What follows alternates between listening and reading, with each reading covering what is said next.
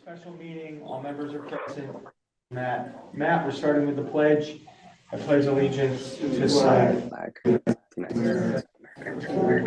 Which stands one nation under God, indivisible, with liberty and justice for all. Thank you. Okay.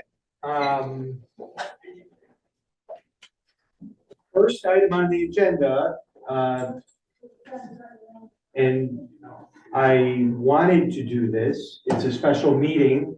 It certainly was not required, but we chose to do this. So public comment. If there is any public comment, you can raise your hand.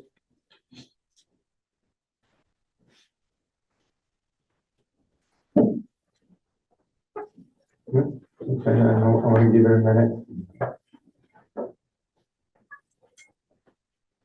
All right, we'll move on then. Comments from the selectmen.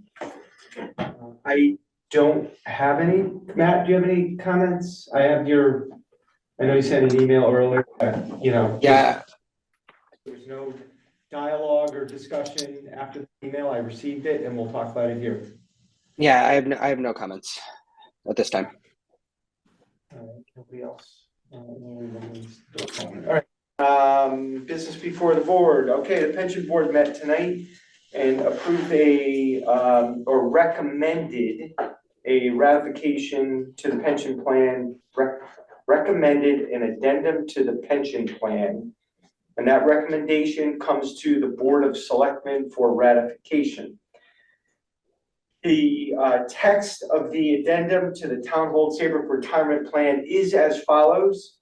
Notwithstanding any provision of the plan to the contrary, the normal retirement benefit for the police participant who terminates employment with the town on September 1, 2025, in accordance with a separation agreement with the Town of Old Saybrook, shall be determined based on 35 years of credited service, dated this 27th day of March, 2025 at Old Saybrook, Connecticut.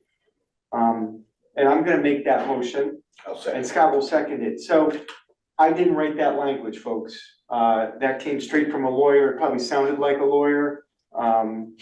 We went to our pension attorney, Reed and Riga, and this is what Pam Fleming at Reed and Riga gave us for an amendment to the plan. So earlier today at the pension meeting, they did approve this addendum to the retirement plan unanimously, voted on in public session, and that's it on this part. Any discussion? No discussion. So, Carl, just the way that read, does that open it up that anybody that retires on September 1st would?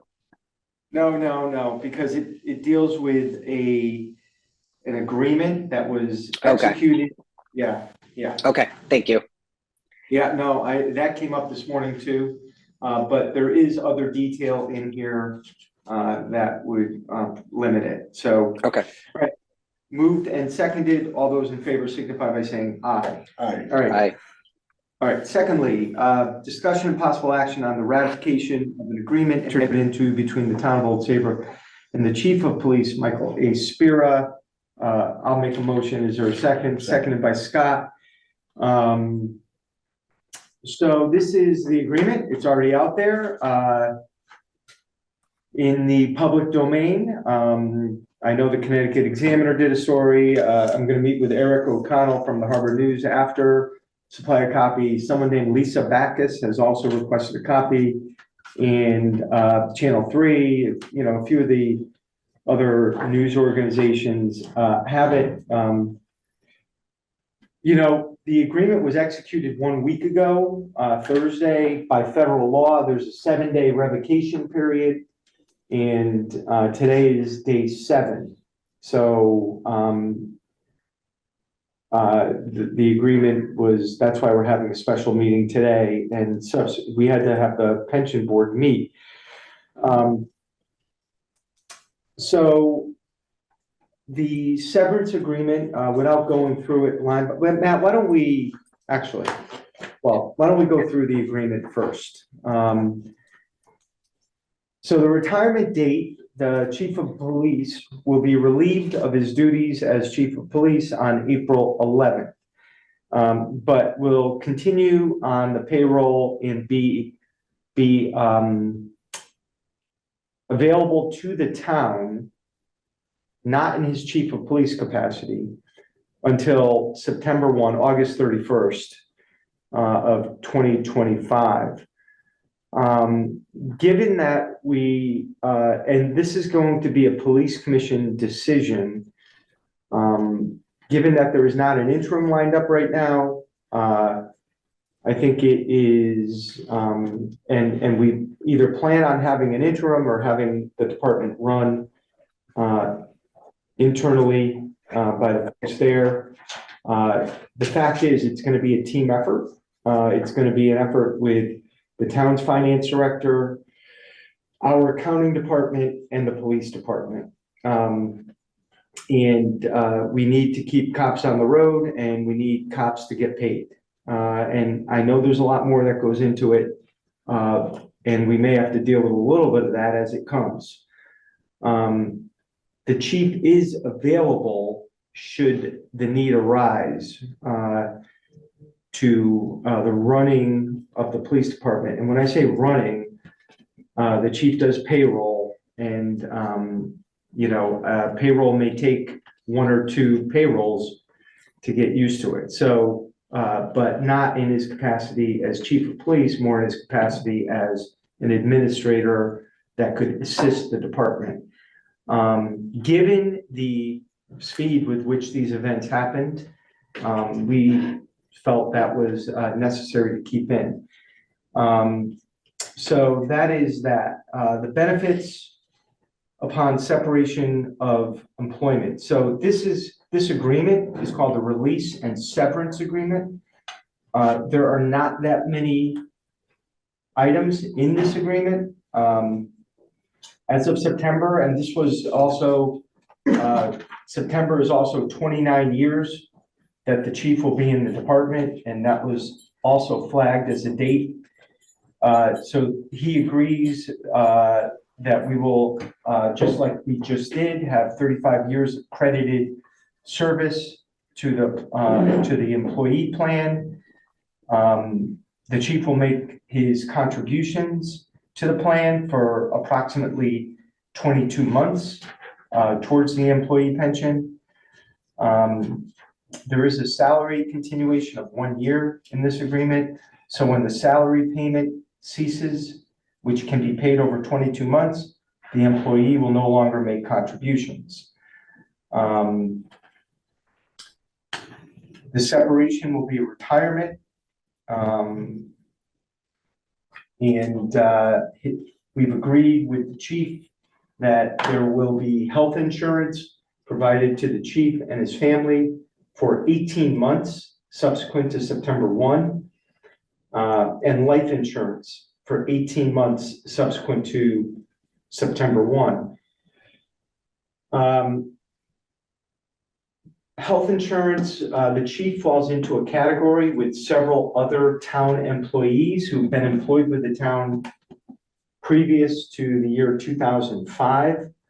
So the chief as an individual will continue to receive health insurance through the town through the age of 65. And there are several other employees that are still grandfathered under that. But at that point, Medicare becomes primary and health insurance ends.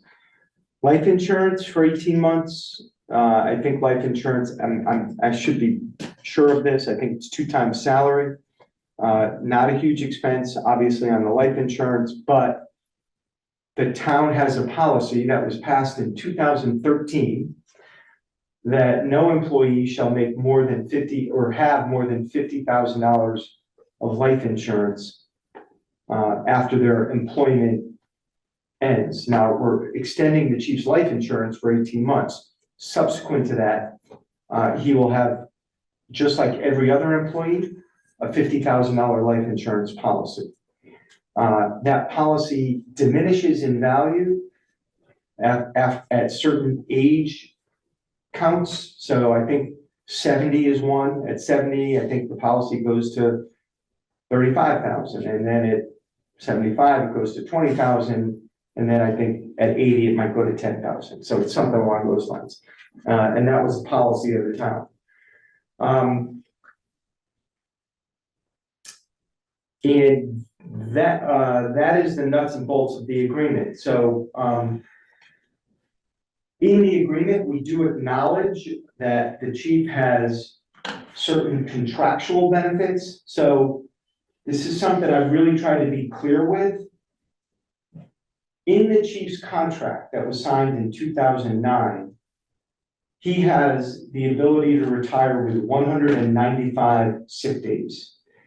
Scott, you were a principal, and it's not unusual in the public sector. I have two siblings who are teachers, and they've retired with lots of sick days, and they can either get paid out or they can use them towards a health benefit, a health insurance payment.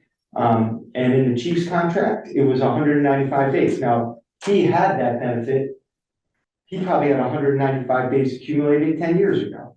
So that was going to be paid out one way or another. In the contract, he can also bank 45 days of vacation. That was already done.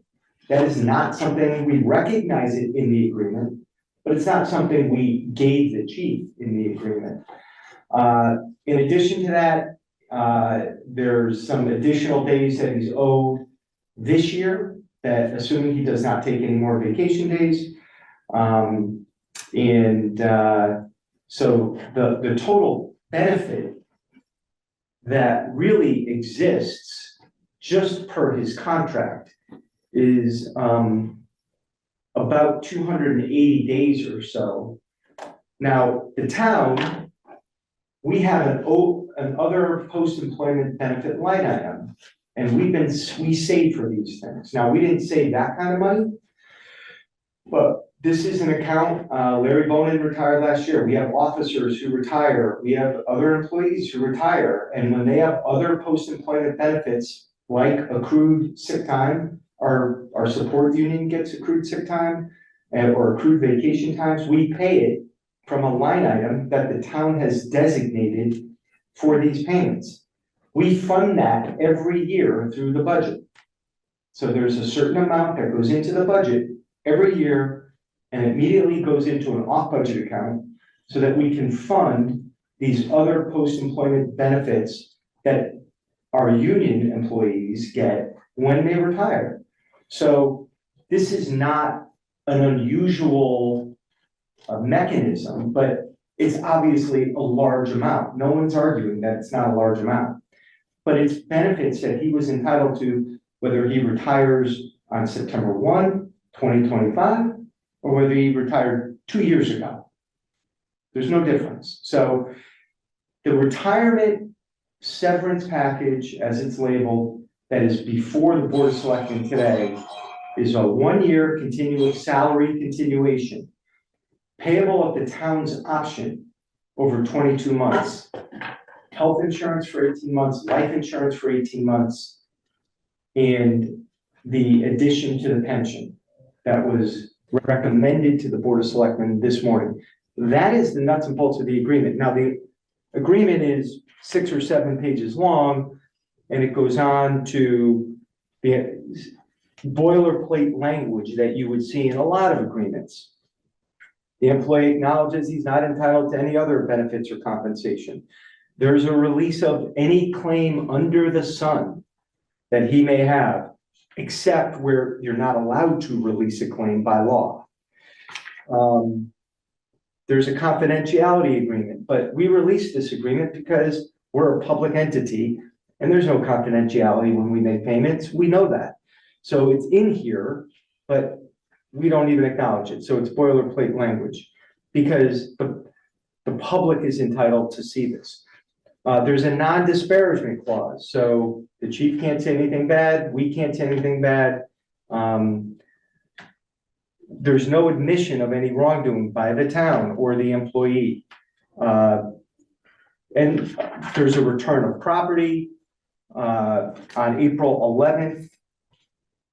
And that is all property of employer which is in employee's possession or under employee's control, including weapons, badges, computers, cellular phones, credit cards, computer disks, software, thumb drives, anything. Obviously, if there's any litigation, the employee must cooperate with the town. And the revocation period was 7 days. So, the board did, in executive session with our attorney, review the agreement Tuesday evening. That is the essence of the agreement. I want to talk about a few things in addition to that. So,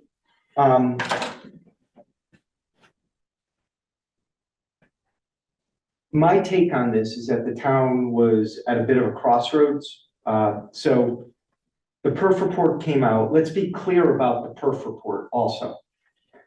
The perf report, which we hired a consultant without an RFP process, which we're allowed to do per charter. I didn't know what the perf report was going to say, and I didn't know what was going to be in it, obviously. The perf report comes out, and it says some positive things, and it says many negative things. And it cites anonymous sources. So there's a lot of people on this phone call or on this meeting who may have said, fire the chief, just fire him based on the perf report. And then we heard all about just cause and all that. Well, just cause, let's boil that down into a nutshell. Just cause means you have a right to confront your witnesses if there's discipline. It's really that. So if the police commission, if they decided they were going to, number one, put the chief out on administrative paid leave, if that was the next step, if we didn't go down this path, the police commission could do nothing, which was probably unlikely, I'll just say probably unlikely, or they could do something. If they did something, it might have involved putting the police out on paid administrative leave, paid his full salary, pay an interim chief, and start a proceeding that would probably be at the minimum 6 months, maybe 12 months, whereby they would have to further investigate the allegations in the report, culminating in a hearing at the police commission, maybe 20 hearings, maybe 15 hearings, trying to get 7 people together, 2 lawyers, the parties, and witnesses. The outcome of that proceeding is uncertain, but let's say one scenario is that the police commission at the end of it says, we're not going to do anything. And that's assuming witnesses actually came forward. The police commission could impose discipline. Whatever that discipline could have been, whether it was a written warning, whether it was a suspension, or maybe even a termination. The police chief, per his contract, has an arbitration clause and an arbitration right. So assuming the police commission put the chief out, assuming the police commission went forward with a hearing where there were going to be multiple lawyers involved on the town side, many nights, agonizing nights of hearings for the police commission, and then at the end of it, they decide they're going to do something. And the chief says, I want to take this to arbitration. You do the same thing all over again in front of an arbitrator, which you're now paying an arbitrator, I don't know, $5,000 a day, maybe. And you're paying the lawyers again. And the witnesses have to show up again, if that was the direction that it all went. that could take probably, let's be conservative, 9 months to 20 months. Let's just say that. Probably on the longer end. Obviously, there's an election in the middle. I won't speculate on that because that's just a complicating factor. So let's just assume same police commission. At the end of that, you've now paid the chief of police his full salary for that period of time, an interim chief at, I don't know, 100 to 150,000 a year. So let's say 300,000 between the two chiefs. And let's say we paid lawyers and other costs another 200,000, possibly, just probably conservatively. An arbitration is not certain either. And then you end up possibly one way or another, either you have a chief, the same chief, or you don't have the same chief. Not going to speculate on that. So, and you have Old Saybrook in the news quite frequently with a pretty dark cloud over its head for a long time, before we can move on. Nothing's easy. This was not easy. I'm sure it wasn't easy for the chief. It wasn't easy for the town. But in entering into an agreement, all the factors have to be looked at. And that's a little bit of what we looked at. You could spend $500,000 and be at square one. And, you know, if people want to call something a waste of money, they want to call it anything, call it a waste of money, but pay lawyers $500,000 and see how people feel at the end of that. So look, you know, that's where I am. Not one person has to, except for the Board of Selectmen, I hope, has to agree. People can differ in their opinion. We have been, since the agreement, been openly transparent in everything here, what we're doing since the agreement became public Wednesday. We are not hiding anything. The numbers are all in front of everybody. So that's where we are. So those are my comments on, and I have more, but I'm not going to bore everybody. But if this didn't happen, there is a road that we go down that is ugly for everybody, and expensive for everybody, in my opinion. And by the way, multiple lawyers' opinions, which they're lawyers, okay? Maybe they all want to settle. People can be cynical, people can judge it. It's fine, but I'm happy to discuss it, not on Facebook. I'm happy to discuss it in my office. If people want to say, why are we doing this and not spending money at the Goodwin School, come and talk to me about it, and I'll tell you, there's a lot of reasons. So, and by the way, apples and oranges. I don't know how those two come together. So anyway, it's been moved and seconded. So the other board members, I want to, Matt, I know you may have other things you want to, I'll go to you, Matt, first, because you're remote, and I want to address what you emailed to Scott and I earlier today, and any other issues. Thank you. Appreciate the work that has gone to bring us here today. And yeah, I sent an email just outlining a couple of questions because I wanted to make sure that, you know, I didn't lose them and that you had heads up so we could just talk through these, you know, quickly and plainly. So section 1, the retirement date, just as I was reading it last night, I think it was just the language. I mean, I'm hearing what we're saying, that there was a period of 7 days for this to be revoked. But just as I was reading this, that retirement date, there's no ability to, on August 30th, retract this and say, I don't want to retire and I just want to be a cop. Or is there? There's no ability beyond April 11th. That's okay. beyond April 11th For chief of police. for chief of police. But what about just as a rank and file officer? No. No. Nope, Okay. That is not at all planned. Nope. Okay. Thank you. Next question was just clarifying any ongoing investigations. Yep. And, we talked about this in executive session, but just want to clarify, what if a member of the public or, somebody that has an interaction with the police department comes forward with a complaint after 9/1?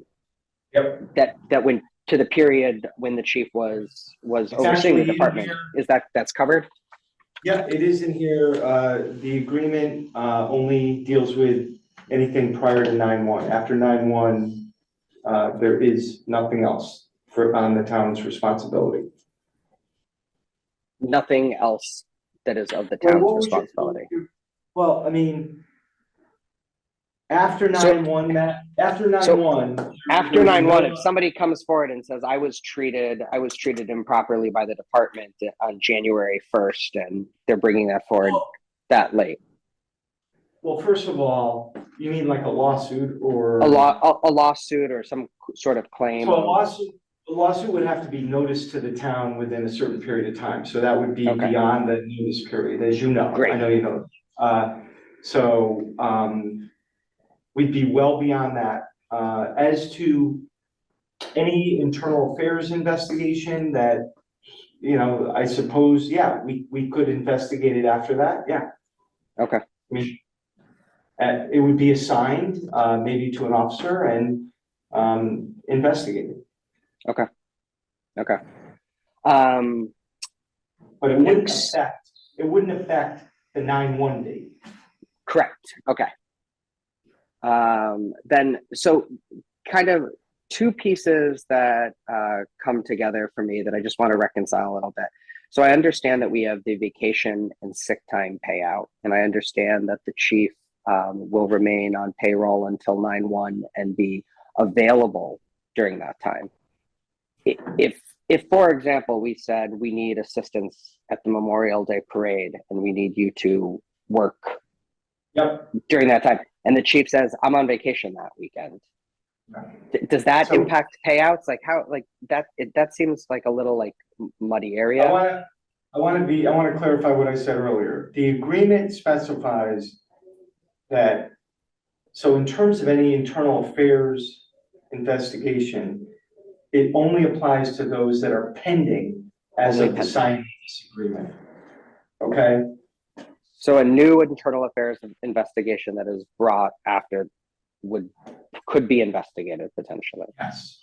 Thank you. Yes. And so, the chief is at the town's disposal prior to 9/1 and after April 11th. And I don't mean that in a pejorative way, at the town's Mhm. disposal. And the chief, quite frankly, has said that he wants everything to go smoothly, and I believe him. So, we have our Saybrook Street Party on June 22nd. I have no doubt he's done 2 of these in a row. I think having his assistants on that day, and look, people don't have to like it, but I think it'll be necessary. I truly do. In what role? I don't know exactly. But he has a lot of knowledge on how this was put together. I don't think it's gonna be with any frequency. But I do think, it won't be Memorial Day, but it's more likely to be the Saybrook Street Party in terms of planning. Mm-hmm. I mean, that's an event that takes a massive amount of planning. So, and the chief has done a very good job with that the last 2 years. And I think, those are a lot of the comments we get from people, is like they couldn't believe how well-run the event was. Those are the first comments we get. And a lot of that is due to the chief. I mean, Yep. It's just true. Okay. So just going off of this, it's kind of related, and the emergency management director role. So remain as the emergency management director. Do do we have, I think that if I'm remembering right, I mean, what we put when we make the Board of Selectmen makes this appointment as emergency management director, it's something very simple. What we kind of have been depending on the fact that the chief is the chief and he is in the office and we know what his schedule is. So if it's September 3rd and we get hit with a tropical storm and he's out of town, like, do we have anything contractual to make sure that he's going to be here and be the emergency management director? I'm just trying to manage. I'm trying to manage the risk, right? I'm just trying to think about the what ifs. I'm not trying to say that the chief is just going to say adios, but I'm just trying to think about like the potential for risk exposure. So if there is an incident in September, whether he was chief of police or not, it's possible that the chief could be somewhere else, right? Mm-hmm. So the fact that he would be emergency manager, I fully anticipate that the chief would, wherever he is, be of assistance to the town and oversee any emergency management operations in conjunction with the fire chief and the new police chief. Okay. And probably at their direction to some extent.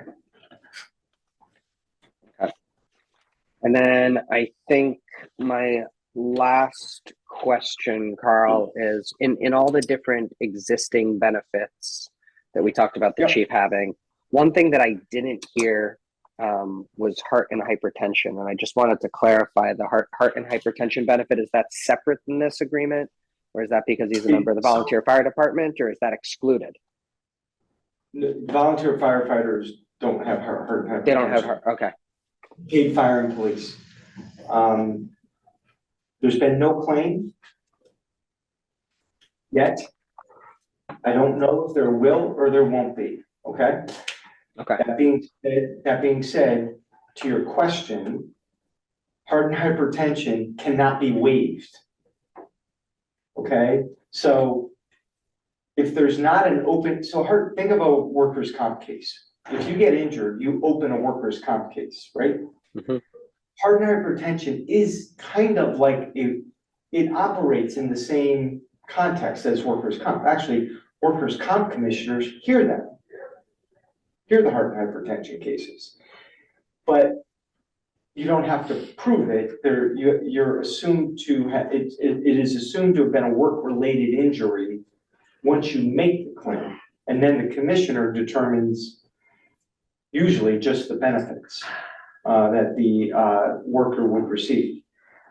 So think of it in the context of you can't waive something that you haven't made a claim for, right? And so if the chief had a workers' comp case or a heart and hypertension case pending, then yes, that may have been something we could have wrapped up in this. Got it. But Matt, let me just say two more things. I don't know if, and I truly don't. I don't know if the chief will be making a claim. I don't know if the chief is eligible to make a claim. Those two things, okay? Great. And that's what I know. Great, that's clear. Thank you for providing clarity for me on those couple of questions.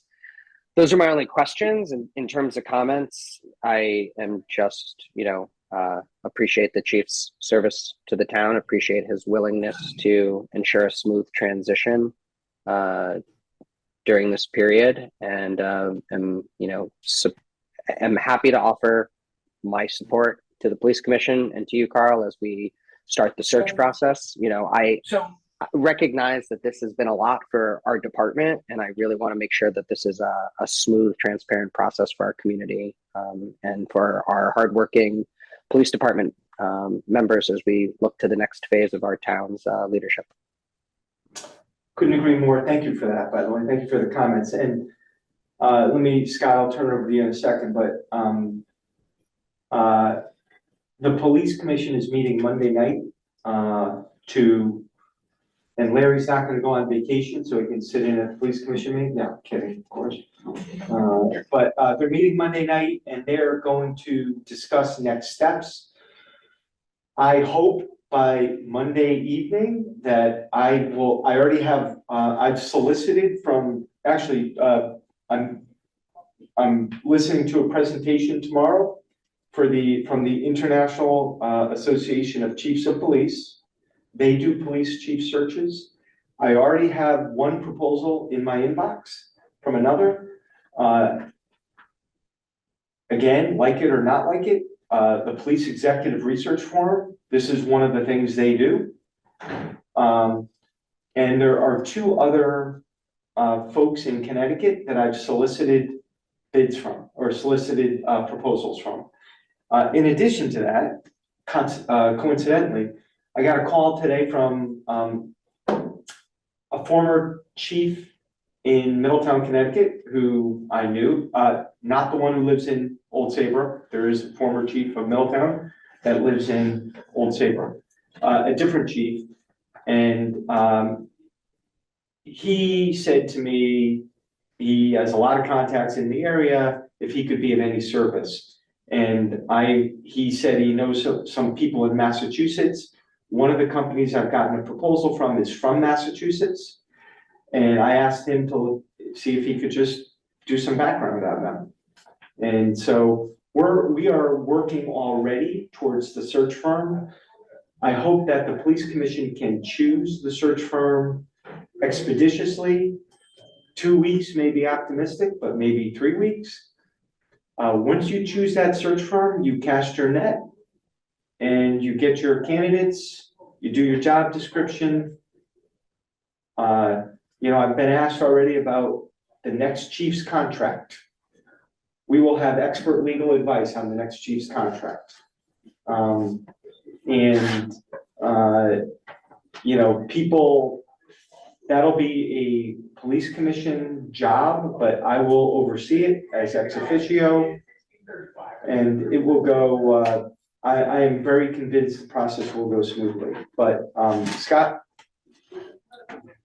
Well, it's been a long process and it's something that I appreciate being a part of from the standpoint of watching the time, effort, and consideration that goes into the deliberations and ultimately the agreement that was that we may most likely ratify. So I appreciate being part of it. I think I've been informed. I think you've made it clear to everybody what's going on, and so I think we're moving in the right direction.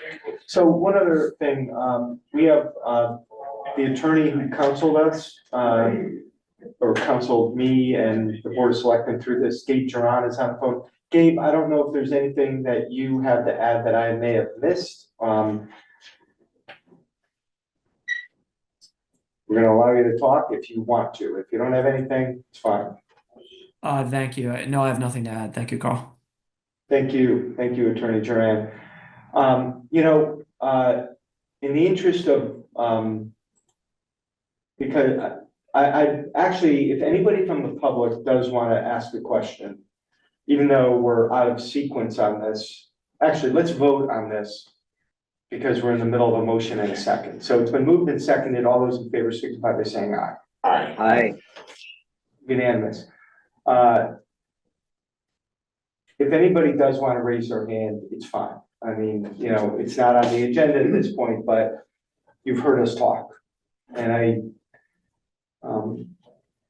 and if not, by the way, if not, there will be opportunity for anybody who would like to. You can come to me. You can come to my office. I'm happy to talk about it with anybody. And by the way, you don't have to agree with me, but I'm happy to discuss it. So, all right, move to adjourn. Is there a second? Second. Seconded. All those in favor signify by saying aye. Aye. Thank you. Aye. Thank you very much, everybody.